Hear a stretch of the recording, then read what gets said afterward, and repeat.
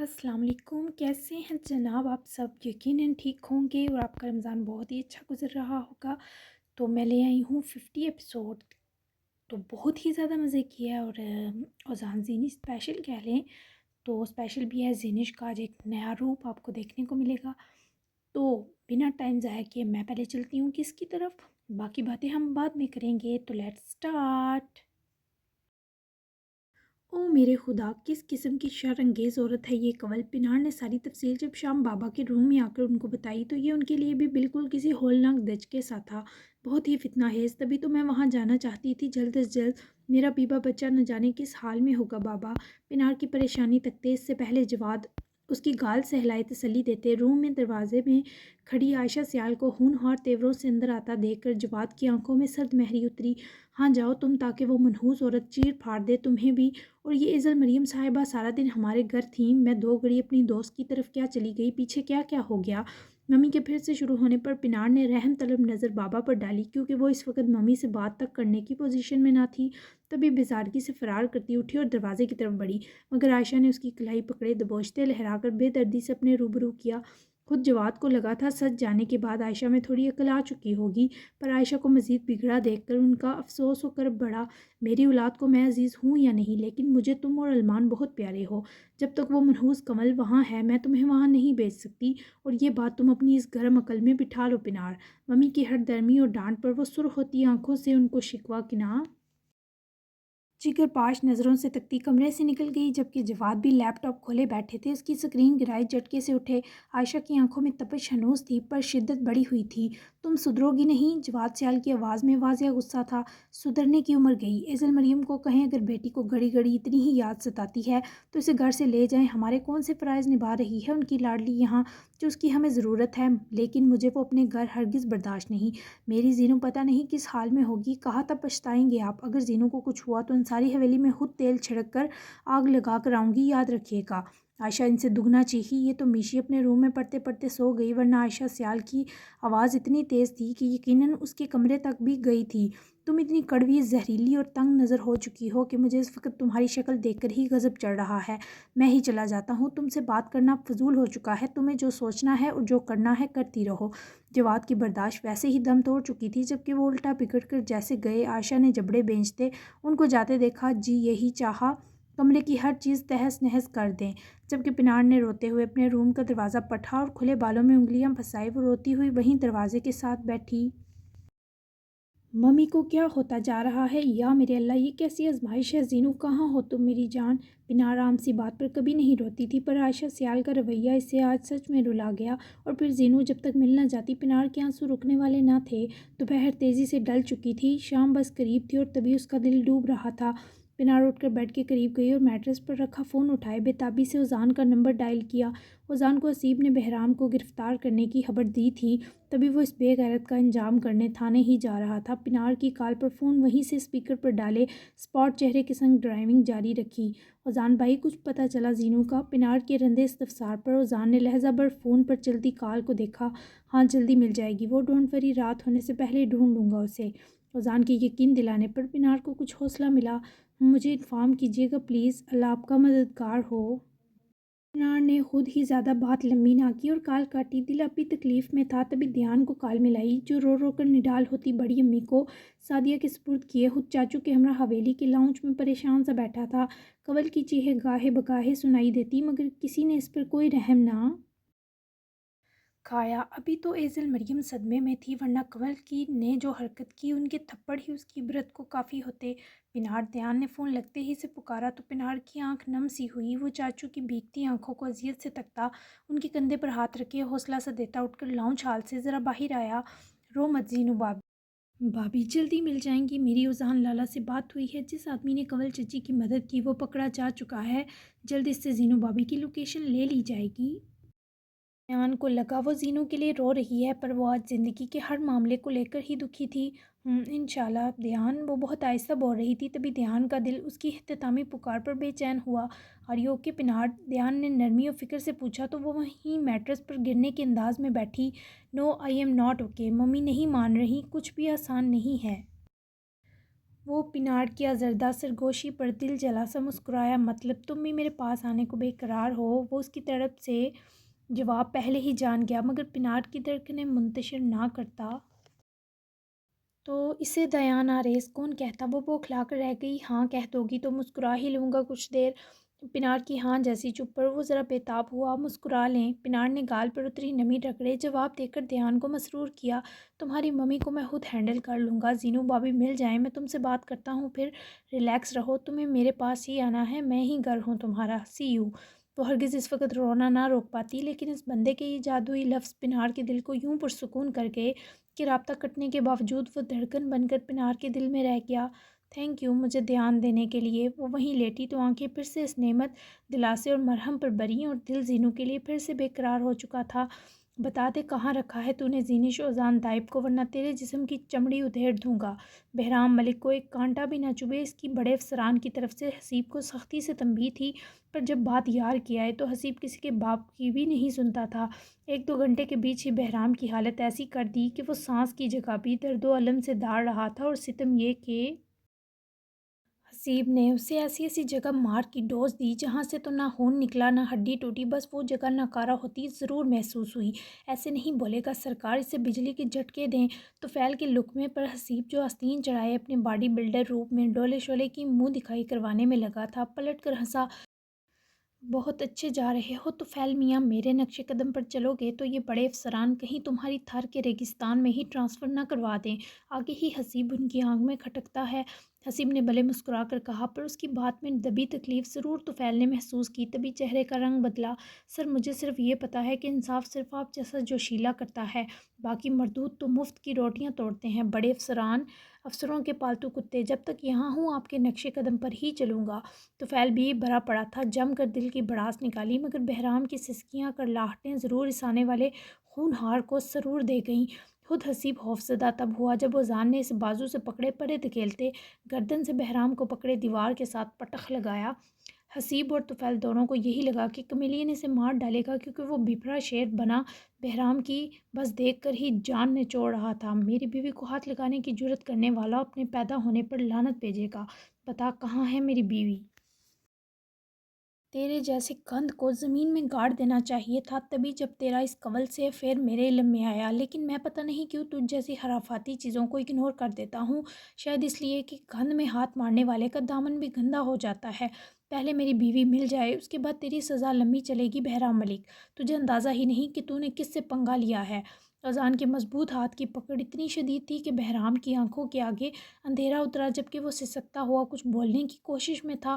مجھے کنول نے نہیں بتایا تھا وہ تیری بیوی ہے۔ دیکھ چھوڑ دے مجھے، تیری بیوی کو چھوا بھی نہیں، معاف کر دے، میں دوبارہ۔ اوزان کو اس کی غلیظ آواز تک برداشت نہ ہوئی تو بآواز بلند داڑا، جس پر بہرام کیا حسیب اور طفیل کی ٹانگیں تک کپ کپائیں۔ نہیں ملے گی تجھے معافی، تیری عبرت بھی دنیا دیکھے گی۔ بتا کہاں ہے میری بیوی؟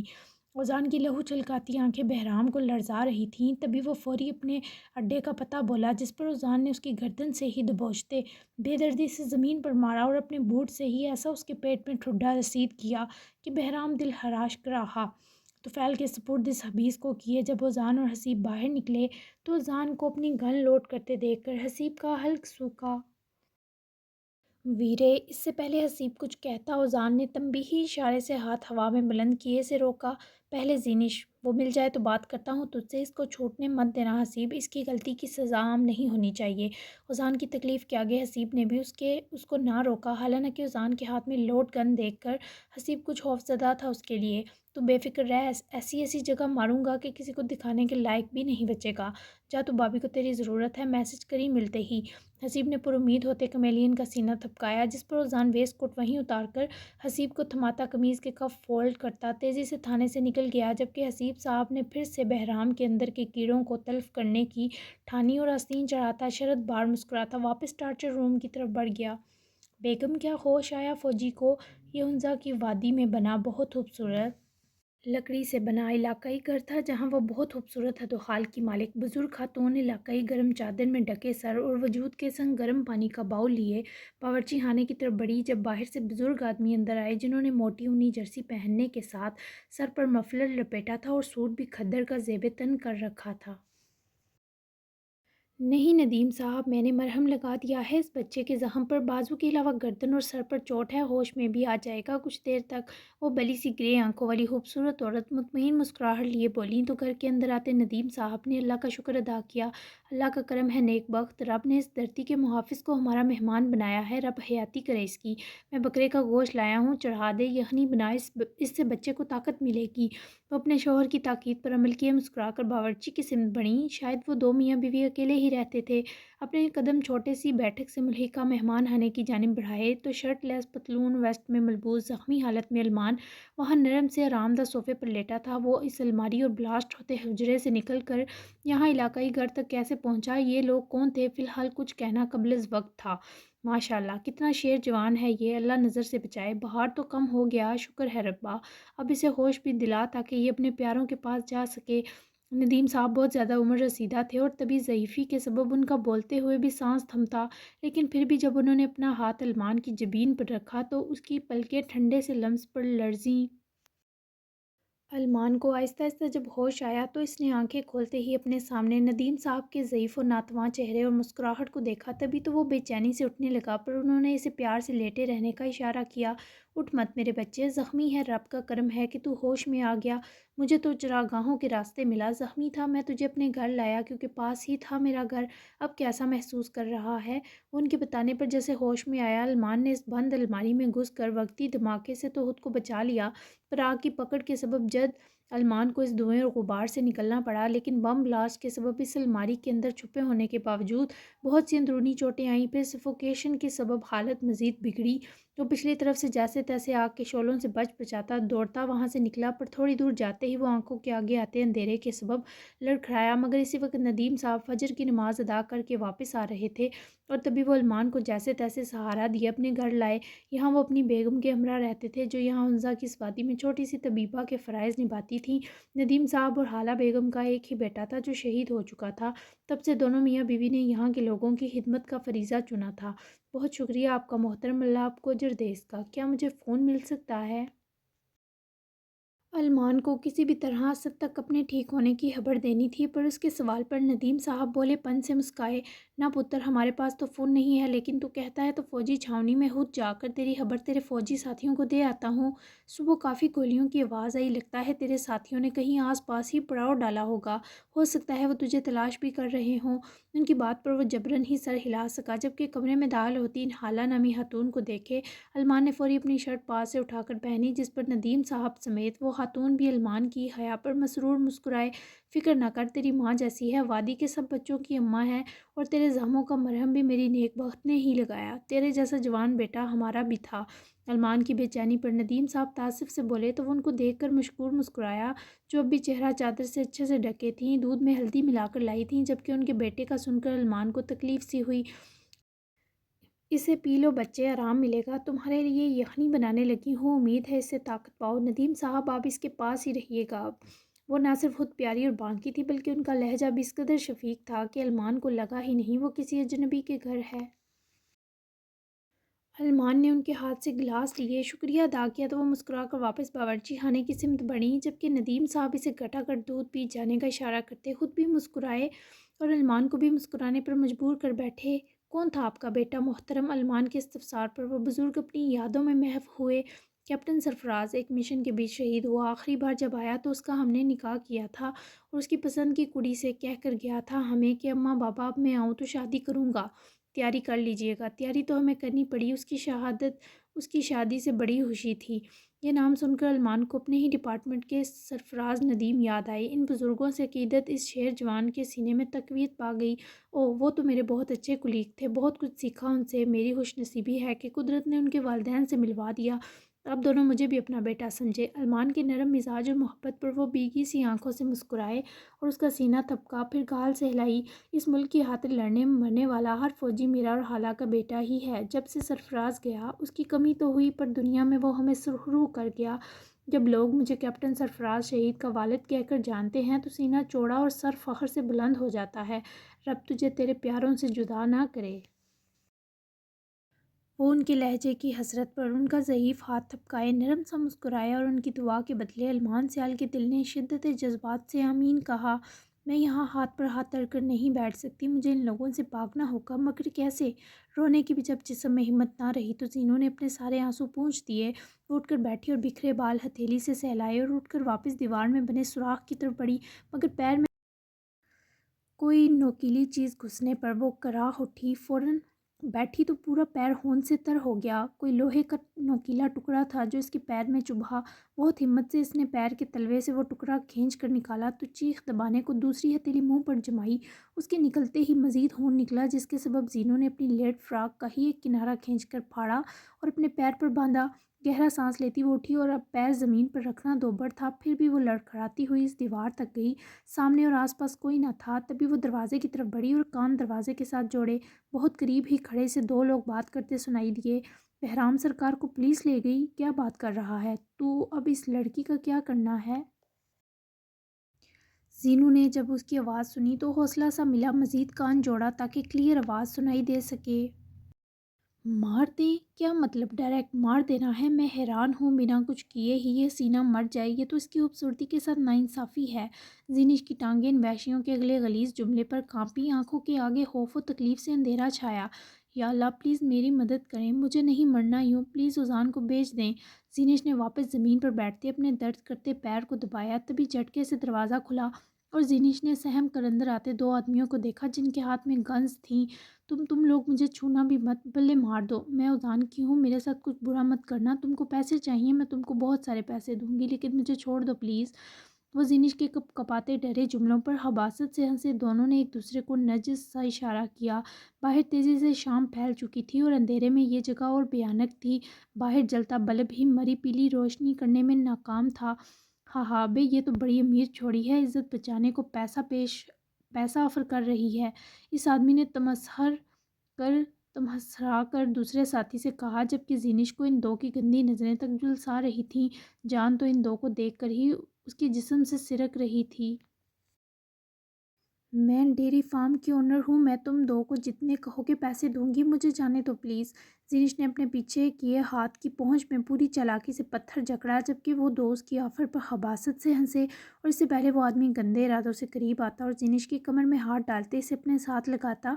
पूरी कुव्वत से ज़ीनिश ने इस नोकीले पत्थर को ठीक इस खुद को छूते गलीज़ आदमी की दाईं आँख पर मारा, जिस पर वो दर्द और अज़ियत से बिलबिलाता अपनी आँख पर हाथ रखे से ज़ात किए चीखा। और जीनू ने बौखलाहट में वही खून आलूद पत्थर दूसरे के सर पर मारे। पूरी कुव्वत से दरवाजे के बाहर दौड़ लगाई। फिर ना इसने सांस लिया, ना पीछे मुड़कर देखा। जिस तरफ रास्ता मिला वो पैर के दर्द के बावजूद लड़खड़ाती दौड़ती गई। खुले खेत खलिहान वाला खुला इलाका था और भागने को बेशुमार ज़मीन थी। जिसकी आंख वो फोड़ कर गई वो तो दर्द से वहीं तड़पा, जबकि दूसरा अपना जख्मी फटा सर लिए जीनू के पीछे दौड़ा। लेकिन इससे पहले वो बाहर निकलता ज़ोरदार तमाचे पर हवा में उड़ता ज़मीन बोस हुआ। अभी इसे सर और जबड़े के दर्द से फुर्सत न मिली कि कोई इसे गिरेबान से दबोच कर ऐसा गोंसा रसीद किए दाड़ा कि वो आदमी दिलहराज सा चीखे वही बेहोश हुआ। ओजान ने लहू छलकाती नज़र इस हबीस पर डाली और अंदर कमरे की तरफ बढ़ा, जहाँ वो आदमी एक हाथ अपनी लहू आंख पर दबाए दूसरे से ज़मीन पीटता चीख रहा था। ओजान ने 400 नज़र दौड़ाई तो वहाँ पड़ी हील्स पर दिल लर्जा। लपक कर ज़मीन पर तड़पते बिलबिलाते आदमी का झुक कर गिरेबान दबोचा। कहाँ है वो लड़की? ओजान की गर्दन पर पकड़ से इस आदमी का सांस रुका। ओजान के चेहरे पर सिंगला चट्टानों की सी सख्ती और आवाज़ में कई तूफ़ानों का मद्दो जज़र कैद थे, जो किसी भी मुकाबिल को कँपाने पर मजबूर कर देते। तुम मुझे छोड़ दो, भाग गई, मेरा ये हाल कर गई मनहूस। वो नफरत से करलाया, जबकि ज़ीनिश को मनहूस कहने पर औज़ार ने एक ही गोंसा उसके जबड़े पर देकर उसकी सिसकियां भी इसी में दफन की और लहू से गंदा होता हाथ इसी के कपड़े से पूंछता तो फौरी कमरे से निकला। जबकि ज़ीनिश भाग भाग कर जब मज़ीद बर्दाश्त न करने पर वहीं कच्ची ज़मीन पर गिरी तो हाथ भी वहाँ पड़ी ईंट पर लगने से ज़ख्मी हुआ। इस बेबसी और तकलीफ़ में वो रो पड़ी। नज़र घुमाकर पीछे देखा तो कोई नहीं था, फिर भी इसे भागना था, मगर इससे पहले वो ज़ख्मी पैर के संग उठती कुछ फासले पर कच्ची सड़क पर रुकी गाड़ी देखकर ज़ीनिश की आंखों में होशी के आंसू चमके। ये तो उजान की गाड़ी है, उजान यहीं है, उजान। वो लड़खड़ाती हुई सड़क की तरफ दौड़ी, मगर पैर के दर्द ने चलना मुश्किल कर दिया तो वहीं गिर पड़ी। ज़ीनिश بہت قریب سے اذان کی آواز پر وہ آنسو اور جسم میں اٹھتی ٹیسوں سے بلند ہوتی ہچکیاں دباتی واپس زمین سے اٹھی، زخمی پیر پر کم جبکہ دوسرے پیر پر زور دیتے بہت مشکل سے سڑک کی طرف بڑھی۔ اس وقت رو رو کر حلق میں پھندا لگا، تبھی اس سے اذان کو پکارا نہ گیا، مگر جب مزید ہمت نہ بچتے وہ وہیں سر چکرانے پر لہرائی تو اذان طیب کی مضبوط پناہوں نے اسے بروقت سنبھالا۔ زینش کی کھلتی بند ہوتی آنکھوں میں اذان نظر آیا تو وہ اگلے ہی لمحے ہوش سے بیگانی ہوتی اذان کی بازوؤں میں لہرا گئی۔ زینش اپنی ہاتھ میں پکڑی گن سمیت اسے وہیں سے پکارتا بازوؤں میں اٹھائے وہ گاڑی کی طرف بڑھا، پچھلی طرف لے جاتے آہستگی سے زینو کو لیٹایا تو اس کے زخمی پیر اور ہاتھ کو تکلیف سے دیکھا۔ اس نڈھال ہو جاتی زینو پر ذرا جھک کر اس کی جبین چومی اور پچھلی طرف سے گاڑی سے باہر نکلا، فرنٹ سیٹ سنبھالے، دروازہ بند کیا اور فوری ڈرائیونگ سیٹ سنبھالی۔ بروقت اسے انصاری حویلی نہ صرف لایا بلکہ ڈاکٹر طیب پہلے ہی اس کی کال پر حویلی پہنچ چکے تھے۔ وہ ٹھیک تھی، صدمے سے بے ہوش تھی، جبکہ ڈاکٹر طیب نے اس کے پیر اور ہاتھ کی مرہم پٹی بھی کی اور کچھ پین کلرز دیے وہ اور اہل خانہ کو اس کا خیال رکھنے کی تاکید کیے چلے بھی گئے۔ ایزل مریم تو اسے سلامت دیکھ کر بھی کتنی دیر اس کے سرہانے بیٹھی، اس کا زخمی ہاتھ پکڑ کر چومتی روتی رہیں، جبکہ طلال بھی اپنی بچی کی یہ حالت دیکھ کر تڑپ اٹھے۔ ایسا لگا جیسے ان کے دل کو کوئی کن چھری سے کاٹ رہا ہو۔ زینو کی اوشن کلر خوبصورت فراق گرد آلود ہو چکی تھی، بلکہ اس کی گردن اور پیشانی پر بھی دھول مٹی کا غلبہ تھا۔ تبھی ایزل مریم نے خود سعدیہ کو کہہ کر اس کے دوسرے کپڑے کبرڈ سے نکلوائے، کیونکہ وہ بھی گہری نیند اور سکون کے زیر اثر تھی، لیکن اذان نے یہ ذمہ داری خود پر لی۔ اسے مناسب نہ لگا کہ کوئی زینو کو چینج کروائے، اسے امید تھی وہ جلد جاگ جائے گی اور خود چینج کرے، یہی مناسب ہے۔ زینو کو آرام کی ضرورت تھی تو ایزل مریم اس کے لیے کچھ اچھا سا بنانے سعدیہ کے ہمراہ باورچی خانے، جبکہ طلال بھی اپنی بچی کے محفوظ ہونے پر شکرانے کے نفل پڑھنے چلے گئے اور دیان بھی لالا کو پر امید نظروں سے دیکھتا ایک نظر زینو پر ڈالے کمرے سے نکل گیا۔ اذان نے دروازہ بند کیا اور اس کے پاس آیا تو وہ بے حال سی آنکھیں بند کیے ہوئے اس کے دل کو چیر رہی تھی۔ اذان طیب انصاری کی آنکھ سے اتر کر داڑھی میں جذب ہوتے آنسو کی لکیر اس کے بے داغ چہرے پر واضح ہوئی۔ یہ المناک منظر ماحول کو سوگوار کر گزرا۔ اس کے پاس بیٹھتے اذان نے اس کا ملائم ہاتھ پکڑ کر آنکھیں موندے چوما۔ تمہیں کچھ ہو جاتا تو مر جاتا اذان۔ اس کے گرد آلود چہرے کو دیکھے وہ اٹھا، اس کے پہلے کٹ سیٹ فراق کو سادہ سے شلوار قمیض میں بدلنے پر وہ تھوڑا بے چین تھا۔ چینج سے پہلے اس نے زینو کی گردن اور گال پر دھول سی دیکھی تو کپڑے وہی میٹرس پر رکھے اٹھا اور پھر ایک سفید ٹاول گیلا کر کے لایا اور پاس بیٹھتے اس کے رخسار پر لگی گرنے کے سبب گرد نرمی سے پونجی۔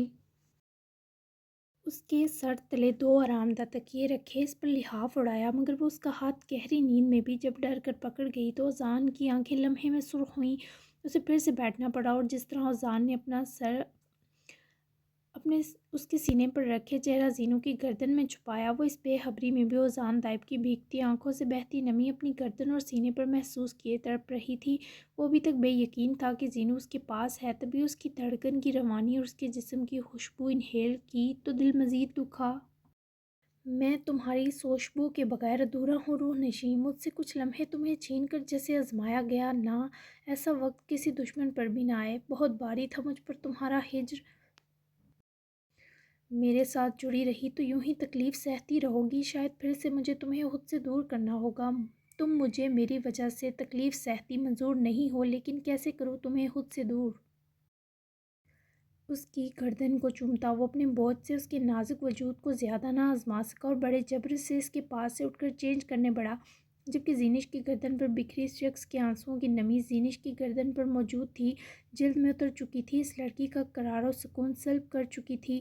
ویرے، اوپر سے پریشر آ رہا ہے کہ بہرام کو آزاد کر دوں ورنہ مجھے سسپینڈ کر دیا جائے گا۔ بہرام کے ڈی آئی جی کے ساتھ گہرے روابط ہیں، بتا کیا کروں۔ اذان بلیک چینج کیے، بلیک شرٹ اور فٹ ٹراؤزر میں بکھرے سر کے بال ہاتھ سے ہی سیٹ کیے جب کمرے میں آیا تو حسیب سے کال پر مصروف تھا اور تبھی اس جانب سے ملتی خبر کے اذان کی اکتاہٹ میں اضافہ کیا۔ بظاہر چھوڑ دے اسے، پر تو جانتا ہے حسیب، اسے کس طریقے سے چھوڑنا ہے، تو مجھ سے زیادہ ماہر ہے۔ اذان کے رازدارانہ انداز میں جو اشارہ تھا وہ حسیب خانزادہ نہ صرف سمجھا بلکہ اس کے ہونٹوں پر فتنہ خیز تبسم بھی جھانکا۔ ہاں ویرے، بے فکر ہو جا، بھابھی کیسی ہیں؟ حسیب کے نرم استفسار پر اذان نے نظر زینو پر ڈالی جو اس پر پہنچتے ہی آزردہ ہوئی۔ ابھی نیند کی دوا کا اثر ہے، پر بہتر ہے۔ اذان کی اطلاع پر حسیب کو سکون سا ملا۔ चल फिर अपनी स्पेशल वन को टाइम दे, मैं ज़रा बहराम की हस्ती रोल लूँ, रब रखा। हसीब ने भी मज़ीद वक्त ना लेते राब्ता तोड़ा। जबकि ज़ीनिश पर नींद का गलबा आहिस्ता आहिस्ता छटा तो वो नाजुक वजूद हरकत किया। ओज़ान ने फ़ोन करीब आते झुक कर साइड मेज़ पर रखा और उसके करीब आया। कैसी हो अब तुम? वो उसके पास बैठा तो जीनू की खुलती आंखों में नमी का जहां उतरा जिस पर वो बस सर ही हिला सकी। आपको मेरी आवाज़ ने बुलाया या आप खुद आए मेरे पास? वो उसका बालों में सरसराता हाथ बेताबी से अपनी गर्म हथेलियों में जकड़े सीने से लगाती हुई जान दाइब की हथेली को दिल की धड़कन से जोड़े तासुफ से बोली। वो मजबूत सीने का मकीन कमेलियन दिल अपने मरकज़ से हटा पर नज़र लम्हा पर फेर ली कि जीनू को ऐसे देखना कहाँ बर्दाश्त था। तुम्हें आराम करना चाहिए, बाद में बातें होंगी। वो अपना हाथ उसकी हथेलियों से नरमी से आज़ाद करता उठा तो जीनिश की आंखों में जान की ऐसी लाताल्लुकी पर नमी जमा हुई। क्या नाराज़ है मुझसे? वो ज़रा सा उठने लगी पर उज़ान ने पकड़ कर झुकते वापस लिटाया तो लहज़ा भर वो सुनहरी आंखें मिली।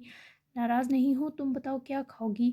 वैसे उसकी चाह की मानित बात ना कर रहा था जबकि ज़ीनिश ने गहरा सांस भरे नफ़ी में सर हिलाया। सबकी खुशी खा लेती हूँ, यही काफ़ी है। नाराज़गी से वो मुंह फेरती ये जुमला बोलकर उज़ान के दिल में सलाह गाड़ चुकी थी, ऐसी फजूल बात दोबारा मत करना। जबड़े हफीफ से बेंच कर वो झुके से वापस उठा तो ज़ीनिश ने इसे सर्दो स्पाट लहजे पर बड़ी मुश्किल से रोना रोका। आप मुझसे दूर दूर क्यों हैं उज़ान? मुसलसल उज़ान की लाताल्लुकी पर वो टूट सी गई। तभी लिहाफ इस पर करवा कर जाते उज़ान का हाथ हसरत से थाम बैठी। उज़ान की आंखों में जलन जगी। ऐसी कोई बात नहीं है, तुम्हें आराम की ज़रूरत है, सो जाओ कुछ देर। वो इससे नज़र मिलाए बिना लहजा हर मुमकिन टूटने से रोकते बोला, मगर वो उसका हाथ दूसरे हाथ से मज़ीद मजबूती से जकड़ कर आंखों में आंसू बढ़ लाई। वो उसके नरम गर्म लम्स से बहुत मुश्किल से तवज्जो हटा सका। इन गंदे लोगों ने मुझे नहीं छुआ, कसम से। वो उज़ान की चुराई नज़रों पर बुरी तरह से सक पड़ी। उज़ान ने होन आलूद रंगत के संग गर्दन घुमाई और फिर हफ्की से घूरता वहीं बैठा जिसकी रुखसारों पर उज़ान के यूं गुस्से से देखने पर नमी छलकी। फजूल की बक बक की तो खींच कर थप्पड़ लगा दूंगा तुम्हें। ज़ाहिर वो जीनू की ऐसी नाकाबिले कबूल सफाई पर बिगड़ा, लेकिन इस लड़की की तकलीफ़ पर बेख्तियार उज़ान की आंखें सुर्ख हुईं। जबकि जीनू ने फौरी नज़र झुकाकर अपने सारे आंसू उसकी तंबीह और डांटने पर गोटे। तो मुझसे दूर क्यों भाग रहे हैं? मुझे आपके इस रवैये पर ज़्यादा तकलीफ़ हो रही है। दम घोट कर जीनू आंखें उठाए दबा दबा बोली, जिस पर उज़ान ने टोरी से उसको पकड़े चेहरा ऊपर उठाए झुक कर जबीन चूमी तो वो उसकी लम्स पर मज़ीद तड़प गई। शायद मैं तुम्हारे लिए सूटेबल इंसान नहीं हूँ ज़िनिश, यही मुझे तुमसे दूर रहने पर मजबूर कर रहा है। शर्मिंदा हूँ मेरे होते हुए कैसे तुम पर यह मुसीबत आई। मेरा तुम्हारे करीब होना तुम्हारे लिए सेफ नहीं है। मेरी ज़ात तकलीफ़ देती है दूसरों को, लेकिन जब मेरी वजह से इस बार तुम्हें तकलीफ़ पहुंची तो मुझसे बर्दाश्त नहीं हो रही। बहुत अच्छी थी तुम्हारी वो आज़ाद ज़िंदगी, मैंने तकलीफ़ों से मिलवा दिया तुम्हें। मैं शर्मिंदा हूँ, बहुत शर्मिंदा। वो सरासर कर्ब में मुब्तला था। वो लड़की मरते मरते बची थी और ये कैफियत अगर रुझान की ज़िंदगी में दोबारा आती तो वो शायद ख़त्म हो जाता, पर दोबारा ऐसा सब बर्दाश्त करने की इसमें कोई अहलियत न थी। तो फिर मरने देते, मुझे क्यों बचाया? मुझे वहीं फेंक आएँ। चलें, अभी चलना है, मुझे फेंक दें अगर आपके दिल का बोझ बन गई हूँ। चलें, उठें। वो लिहाफ परे करती ज़ख्मी पैर समेत जैसे अजियतनाक होती उठकर उसका हाथ भी खींचती बोली। तो ना सिर्फ उठा बल्कि उसको लड़खड़ाता देखे दोनों हाथों से थामा। तुम पागल हो गई हो? उसके ऐसे रवैये पर बिगड़ उठा, आंखों को नम होने से रोक ना सका और जीनू ने जिन नज़रों से जवाबन देखा वो जान के सीने के आर पार हुई। नहीं तो ज़िंदगी ख़त्म हो गई है। आप ही जब मुझे पास नहीं रखेंगे तो और कोई कैसे मुझ जैसे बोझ को अपने सर ला देगा। ठीक है, मुझे बिहान बाबा के पास छोड़ आएं। मैं कुछ नहीं कहती, कोई शिकवा नहीं, छोड़ आए मुझे।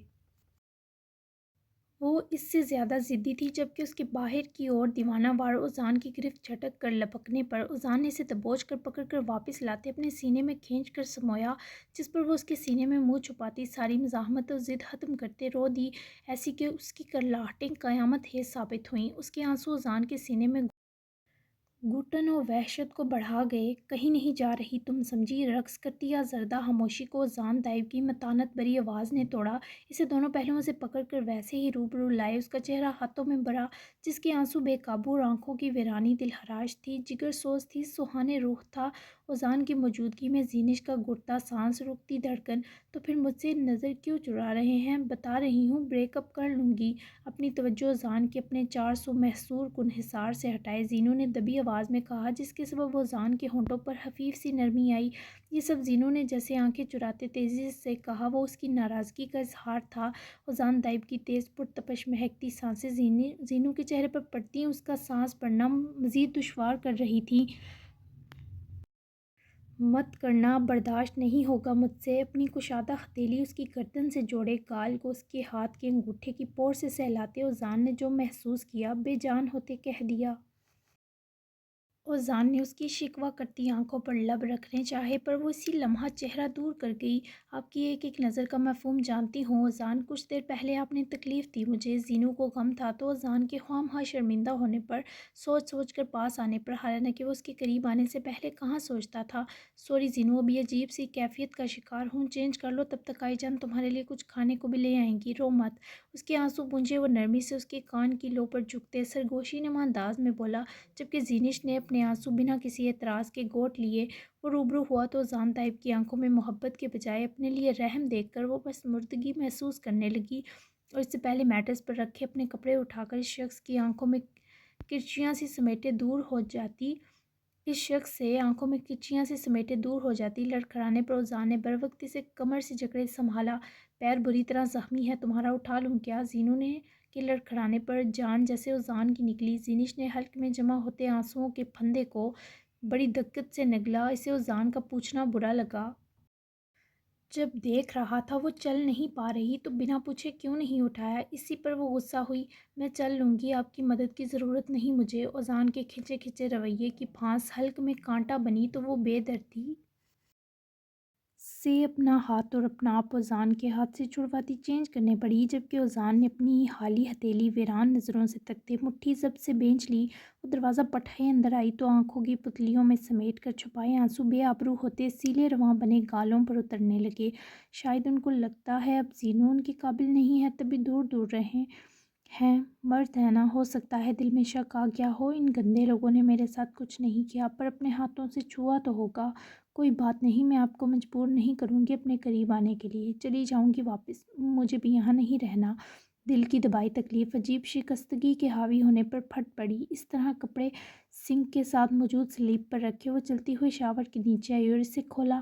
ٹھنڈا گرم پانی آٹومیٹک ملا اور زینش کے سر تا پیر بھیگنے لگی۔ شاید اسے لگا تھا یوں اس کے آنسو چھپ جائیں گے۔ جسم سے تو گرد اترنے لگی پر دل اور روح کا بوجھ ہر لمحہ بڑھ رہا تھا۔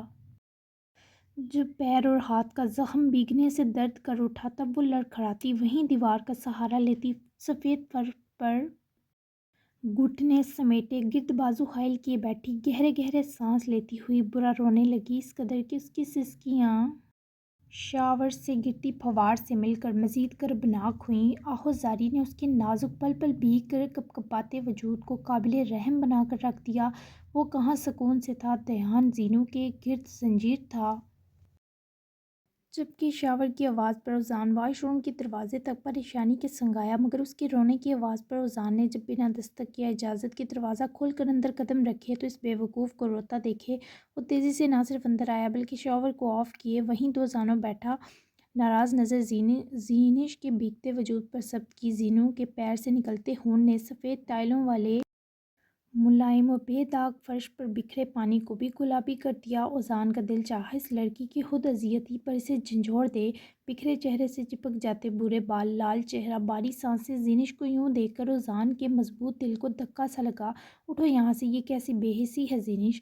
اوزان نے اس کی بازوؤں سے پکڑے اٹھایا مگر وہ اوزان کی ایسی بے رحم پکڑ پر سسک پڑی، اس کے ہونٹوں کے 1 انچ کے قریب اپنے ہونٹ لے جاتی۔ وہ سرخ ناراض آنکھوں سے اوزان کی آنکھوں میں آنکھیں ڈال گئی، اپنے پہلوؤں کو اوزان کی سخت گرفت سے پوری قوت سے جھٹکا لگائے آزاد کیا۔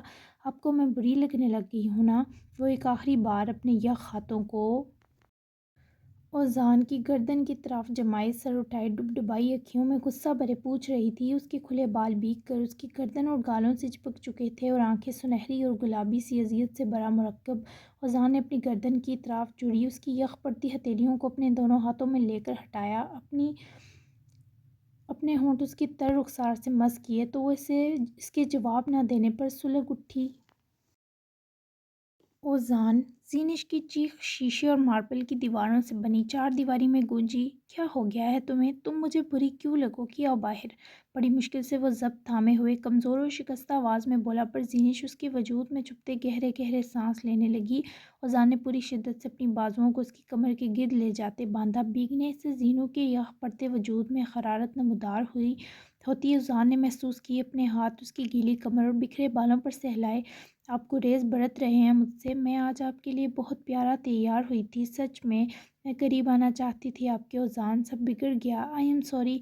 तीनों के अटक अटक कर आंसुओं में घुलती सरगोशियों के संग बोलने पर ओजान ने उसकी तरफ बाजू जकड़े, पूरी शिद्दत से हाथ बांधे। दिल जीनू की ख्वाहिश पर कपाया। उसकी सुनहरी आंखों में अजियत हलकोरे ले उठी। सॉरी मत करो जीनू, तबीयत बिगड़ जाएगी। चेंज करो, ठंड न लग जाए। देखो पैर से कैसे खून निकलने लग गया है। मैं पास हूँ तुम्हारे, जब चाहोगी, जैसे चाहोगी, जितना चाहोगी करीब आऊँगा तुम्हारे। हम दो साथ हैं तो कुछ नहीं बिगड़ सकता। अब रोना मत, मैं बाहर जा रहा हूँ। उसके गिर्द बाजू और हथेलियों को जकड़े नरमी से इसे पुरसुकून करते दूर किया, पर वो अभी ठीक ना थी। इसे उजान अभी इसी वक्त चाहिए था। तभी ज़िद और तकलीफ़ के गलबे ने जीनू को बदहवास सी कैफियत में मुब्तला किया। उसे अब भी यही लगा, वो जान इससे फ़रार कर रहा है। जी जनाब, 50 एपिसोड हो चुकी है, तो कैसी लगी आपको धमाकेदार मज़ेदार सी किस्त ज़रूर बताइएगा। तो अब हम मिलते हैं 51 एपिसोड में। तो क्या होने वाला है नावल में ज़रूर गेस किया करें, मज़े मज़े के गेसेस लगाया करें, मुझे अच्छा लगता है। और स्टोरी कैसी जा रही है, बोर तो नहीं हुई क्या? यानी आप अपनी राय भरपूर तफसीली दिया करें। तो अब आज के लिए इजाज़त, 51 एपिसोड में मिलते हैं, तब तक के लिए अल्लाह हाफिज़।